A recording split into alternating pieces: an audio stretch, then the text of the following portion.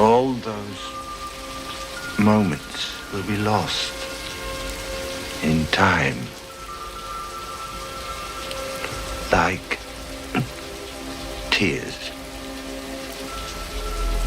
in rain. Have you ever wondered why a film once dismissed as a box office disaster in 1982, shunned by critics, could go on to become an immortal monument that redefined our entire idea of humanity's future? Ridley Scott's Blade Runner is not just a movie, it is a neon-soaked dream reeking of acid rain and loneliness. But behind those breathtaking frames lies not Hollywood glamour, but a very real earthly hell.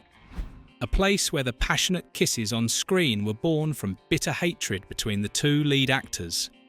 And that's not all. This masterpiece nearly became an explicit adults-only film.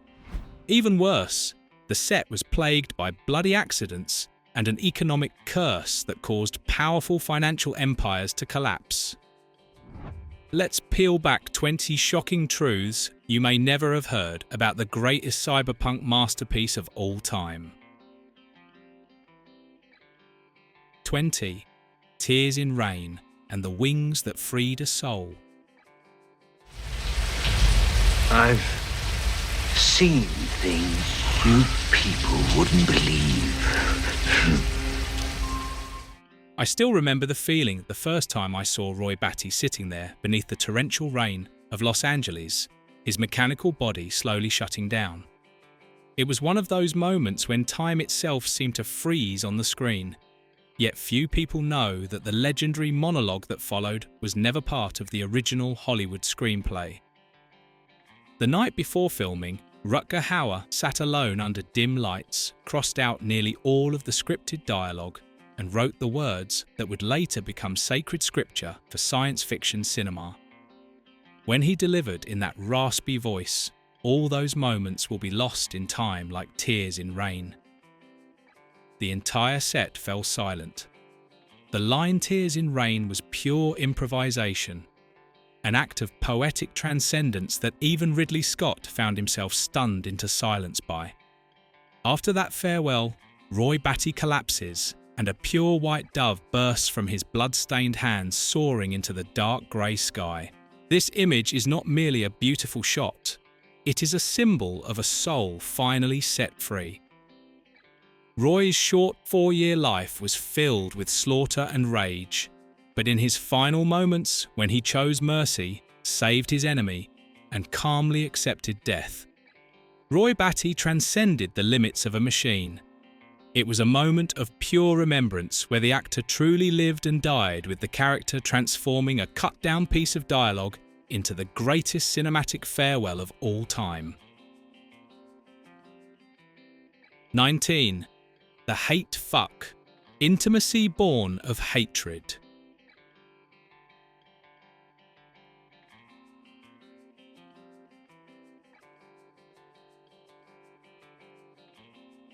Whenever the saxophone melody of the love theme plays, audiences dream of Deckard and Rachel's kiss beneath soft golden light. But if you had been there behind the whirring camera, you would have seen a chilling truth.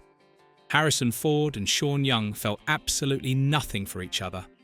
In fact, they hated each other so much they refused to make eye contact unless the camera was rolling. Harrison Ford, then a star at the height of his power after Star Wars, and Indiana Jones, brooding and hot-tempered, made no effort to hide his disdain for Sean Young. A young actress he saw as inexperienced, temperamental and irritating. Young, in turn, responded to his arrogance with icy pride and defiant indifference. The crew whispered among themselves, giving the film's most romantic scene a vicious nickname, the Hate Fuck. Ridley Scott demanded intensity, and Ford delivered it with an unscripted act during rehearsal, roughly grabbing Young by the shoulders and slamming her against the wall with real force. The look in Young's eyes was not the shy surrender of someone in love, but a pale, guarded, bone-chilling expression of someone enduring open hostility from her co-star. That genuine sense of hatred accidentally pushed the film to a new level of haunting power.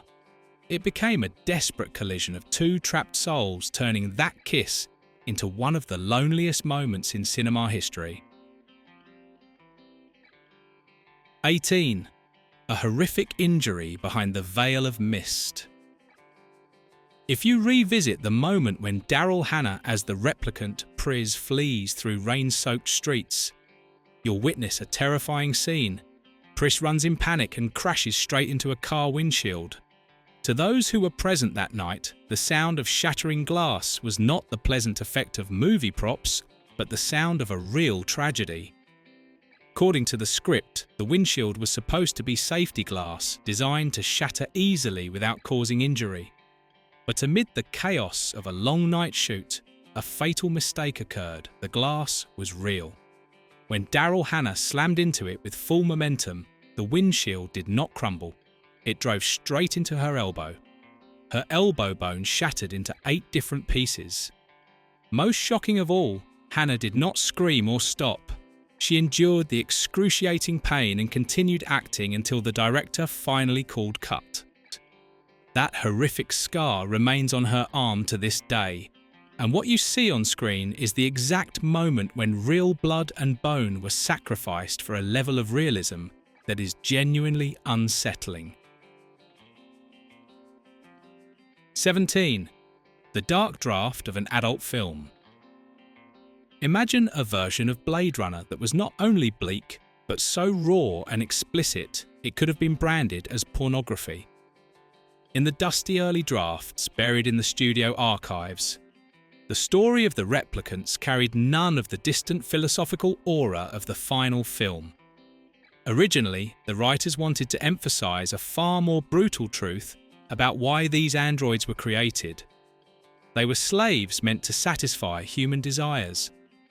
The original script was filled with bold nudity and graphic sexual sequences designed to expose the cruelty of a society that turned intelligent beings into tools of lust.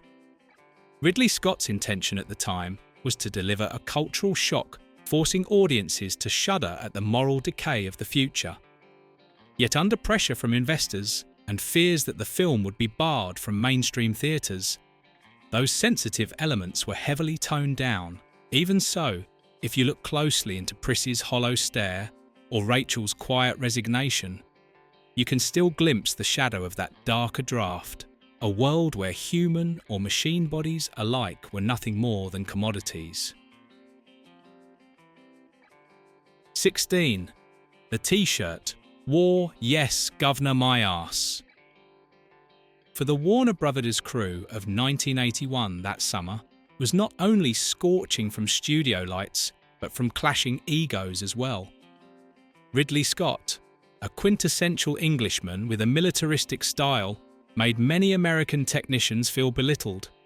When Scott told the press he preferred British crews because they simply said, "Yes, Governor," and got the job done, he unknowingly sparked a quiet rebellion. The next morning, the atmosphere on set felt strangely charged. Instead of their usual attire, the entire American crew showed up wearing T-shirts, emblazoned with a defiant slogan, "Yes, Governor my arse." It became a nostalgic symbol of working filmmakers pushing back against the authoritarian streak of a genius director. Scott did not explode in anger. Instead, he answered with his own shirt reading "Xenophobia sucks." That T-shirt battle has since become backstage legend, a reminder that to create a masterpiece as grim as Blade Runner, the filmmakers had to endure an atmosphere just as suffocating and tense as the world on screen. 15. The brand curse and chilling corporate collapses. To audiences of the 1980s, the gigantic billboards of Pan Am Atari and RCA glowing across Blade Runner symbolized the eternal power of corporate empires. Few suspected that those radiant logos would resemble a prophetic death sentence. Shortly after the film's release, a bizarre pattern unfolded, what many later called the Blade Runner curse. Pan Am, once the titan of aviation, declared bankruptcy in 1991. Atari, the dominant force in video games crumbled and lost its throne. Even RCA and Cuisinart suffered devastating financial turmoil.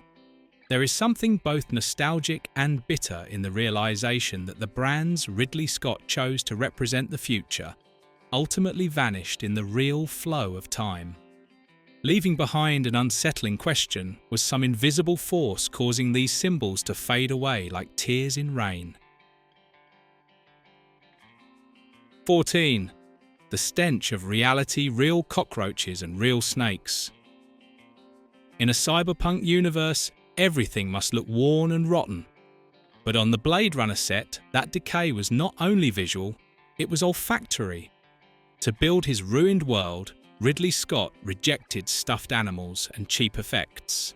He wanted everything to be real, even if that reality disgusted the entire crew. Actress Joanna Cassidy had to bring her own pet python to the set for scenes in the Black Market district. But the true horror peaked when thousands of live cockroaches were released to fill the frame. Under the brutal heat of massive studio lights, the insects began to cook alive, releasing a thick, nauseating stench into the already chemical-choked air. Actors held their breath to perform. Crew members worked in masks. It became a memory soaked in dread, where the line between art and physical torment seemed to disappear completely. 13. The director who was fired and the pain of losing his own creation. If you believe that a gifted director is always celebrated after completing a masterpiece, Ridley Scott's story will force you to think again. The moment the final shout of "cut" echoed across the set, Ridley Scott and producer Michael Deeley were hit with a shock. They were dismissed by the investors almost immediately. The reason was brutally simple. Scott had spent too much money and gone far over schedule due to his extreme, uncompromising perfectionism. The financiers forced changes to the ending, adding clumsy voice-over narration that stripped the film of its original poetry. It took a full 25 years, countless legal battles, and multiple alternate cuts before Ridley Scott could finally reclaim his film with the release of the Final Cut 2007. It was a tear-soaked, nostalgic journey of a genius stubbornly defending his artistic vision against the overwhelming power of money. 12. A borrowed title from a forgotten script. Many people mistakenly believe that the term Blade Runner came from Philip K. Dick's original novel. But the nostalgic truth is that in Do Androids Dream of Electric Sheep, the phrase never appears at all. Deckard is simply described as a bounty hunter. Ridley Scott felt the term was too plain, too weak to describe someone whose job was essentially to execute rogue androids. While searching for a solution, Scott stumbled upon a screenplay by William S. Burroughs titled Blade Runner: A Movie. The name actually referred to smugglers trafficking medical equipment in a speculative future. Scott was so captivated by the cold, razor-sharp sound of the phrase that he decided to purchase the rights to the title alone solely to use it for his film. A borrowed name completely unrelated to the original story ended up becoming one of the most iconic film titles of all time, redefining an entire genre to this very day. 11. Obsessive control and the bad America message. If you could travel back in time and stand on the Los Angeles set in 1982, you would see a Ridley Scott who never sat still. He wandered endlessly through the set, spray bottle in hand, personally adjusting every stain and smear on the walls. Scott was obsessed with creating a future not of dreams but of abandonment. Few viewers notice that just outside Hannibal Chu's eye laboratory, hidden behind drifting smoke, is a line of Japanese graffiti, Chugoku no America Warui. The camera passes it in a split second, but its message is merciless. China is good. America is bad. In that rain-soaked, acid-scented world, Scott embedded a painful truth. America was no longer a promised land. It had become a decaying ruin overtaken by foreign cultures, a place where human value was measured by technology rather than dignity. 10. A toxic atmosphere and gas masks. When you look at Blade Runner's hazy frames, neon light piercing through thick fog, you can feel a heavy poetic melancholy. But for those who were actually on set, that mist was anything but romantic. To achieve the perfect density of atmosphere and light diffusion, Ridley Scott filled the soundstage with toxic chemical oils and industrial smoke. The chemical stench was so overwhelming that between takes, the entire cast and crew had to put on gas masks to protect their lungs. Picture the surreal contrast, a dazzling future city on one side and hundreds of people in the dark gasping through rubber masks on the other. This sacrifice went beyond visual beauty. It placed real physical strain on the actors, making the exhaustion and breathlessness on their faces more authentic than any performance trick ever could. 9. The birth of the cyberpunk empire. Have you ever stood in the rain at night watching neon signs ripple across puddles and suddenly thought of the Matrix ghost in the shell or Cyberpunk 2077? Everything we now call future aesthetics traces back to a single-route Blade Runner. Before 1982, cinematic futures were often pristine white sterile spacecraft and spotless cities. Ridley Scott changed all of that.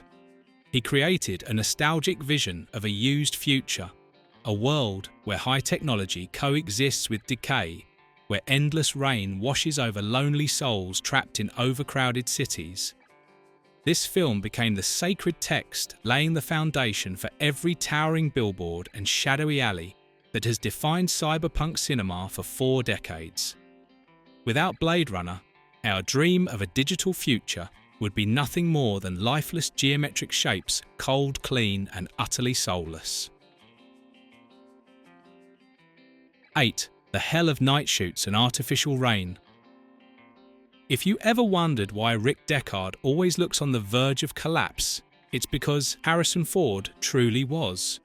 The crew endured a literal hell while working non-stop for weeks from dusk until dawn at the Warner Brothers backlot. They were trapped in a reverse cycle of time, days spent in exhausted sleep nights devoted to brutal labour. The peak of this torment was the artificial rain system. Tons of freezing water were dumped onto the actors night after night, mixing with chemical smoke into a sticky film that clung to skin and clothing. In the bone-chilling cold of Los Angeles nights, the exhaustion you see on the characters' faces is no longer acting. It is the genuine depletion of people pushed to their absolute limits by Ridley Scott, turning the set into a true survival ordeal beneath endless rain. 7. The glowing eyes trick mirrors and retinas. Today, creating glowing android eyes takes only a few clicks. But rewind to 1981 when CGI was still a distant fantasy and the filmmakers had to rely on a handcrafted technique, elegant, ingenious, and dangerously demanding the Schuften effect. To give the replicants their eerie, lifeless gaze a two-way mirror was placed at a 45-degree angle directly in front of the camera lens. Light was aimed straight at the mirror, reflected directly into the actors' retinas, then bounced back into the camera. The result was a haunting amber glow in their eyes, like nocturnal predators caught in the dark. The technique required actors to remain perfectly still and stare straight into an intense light source. That blinding glare did more than create an iconic look. It stands as a reminder of an era when every frame was an act of craftsmanship, measured in millimeters and built on patience, precision, and human ingenuity. 6. Sir Ridley Scott's most haunting creation. Looking across Ridley Scott's illustrious career, we see towering achievements like Alien and Gladiator. Yet in interviews tinged with nostalgia when asked which film he loves most, the aging director always speaks of Blade Runner with a different light in his eyes. For Scott, this was not just a movie, it was flesh and blood, a vessel into which he poured his most extreme obsessions and meticulous care. Despite a production plagued by arguments and his own dismissal, Scott has always insisted that this is his most personal and complete work. He loved it enough to spend decades revisiting it, fighting for every new cut, simply to ensure that Deckard's world appeared exactly as he had dreamed it. To Scott, Blade Runner is a mirror of an artist's soul won forever, chasing absolute perfection within a relentlessly pragmatic Hollywood system. 5. The Lethal Glass and Zora's Run. One scene leaves audiences holding their breath. Zora being gunned down while crashing through rows of glass storefronts. But behind those few seconds lies a terrifying memory of the danger faced by stunt performers.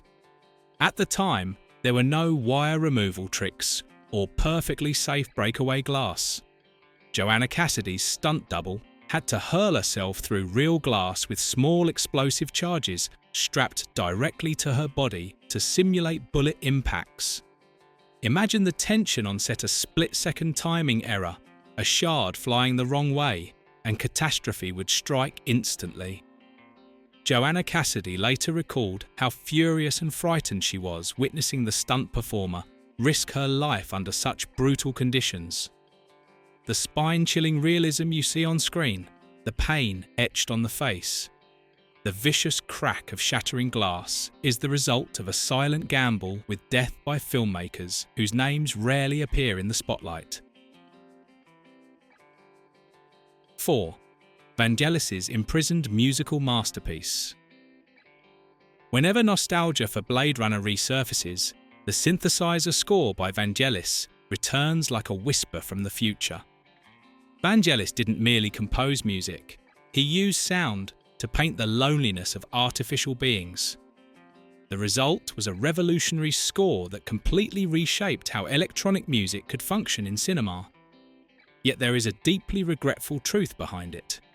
Despite the soundtrack being obsessively sought after by fans as early as 1982, the official album release was delayed for 12 years due to copyright disputes and internal conflicts. For more than a decade, audiences could only experience those melodies through poor quality bootleg recordings or by rewatching the film again and again. 3. The Fateful Loop of 2019. Let's return to 1982, when Ridley Scott chose the year 2019 as the future setting for humanity. Back then, 2019 sounded impossibly distant, like a science fiction dream. But time has a strange way of looping back on itself. In the film, replicant leader Roy Batty breathes his last in 2019 after delivering one of the greatest farewell monologues in cinema history. The chilling coincidence is that in real life, actor Rutger Hauer, the man who gave Roy Batty his soul, also passed away in 2019. When the news broke, the film world seemed to fall silent, stunned by a fate that felt almost surreal. He left us in the very year his character died on screen, closing a journey that spanned nearly 4 decades. Those tears Roy Batty once shed have now truly dissolved into the rain of real time, leaving behind a vast sense of nostalgia for an artist who lived and died fully within the legacy he created. 2. The Matrix of 7 Cuts and the Search for Truth. If you've ever watched Blade Runner and felt confused, chances are you watched the wrong version. This is one of the most troubled films in cinematic history, with 7 different cuts preserved in studio archives. From the test screening version that audiences booed to the 1982 theatrical cut burdened by Harrison Ford's weary voiceover to the controversial director's cut. Each version represents a fragment of the chaos behind the scenes where studio and director continuously tore at each other's vision. But for devoted fans, only one version is considered sacred scripture: the Final Cut 2007. This is the only edition over which Ridley Scott held complete creative control, entirely free from investor interference. 1. The hidden cinematic universe and insane connections. Long before the idea of a cinematic universe became mainstream, Blade Runner was already quietly embedded within a vast and almost unbelievable web of connections. Ridley Scott has hinted that Blade Runner and Alien take place within the same timeline, a universe where corporations like Tyrell and Weyland-Yutani divide control of existence itself. And it doesn't stop there. Screenwriter David Peoples confirmed that Soldier 1998 is a spiritual successor to Blade Runner. If you look closely enough at control panels and hidden files in Predator or Prometheus, you'll even spot eerily matching codes and technologies. These Easter eggs link Blade Runner to Predator, Alien, and even Die Hard through shared organizations and character connections. We are looking at a massive cinematic matrix where each film is merely a shard of a dark, majestic future, one that Ridley Scott first set into motion more than 40 years ago. As you can see, Blade Runner 1982 isn't just a film to watch, it's an experience to relive. Behind its painterly frames lie sweat-blood explosive arguments and the quiet sacrifices of a crew brave enough to defy every Hollywood convention of their time. If you're a true Blade Runner loyalist, leave your thoughts in the comments below what impressed you the most about this film. And don't forget to like, subscribe, and turn on notifications so you won't miss future journeys back through time uncovering the sharpest and darkest secrets of cinema with us.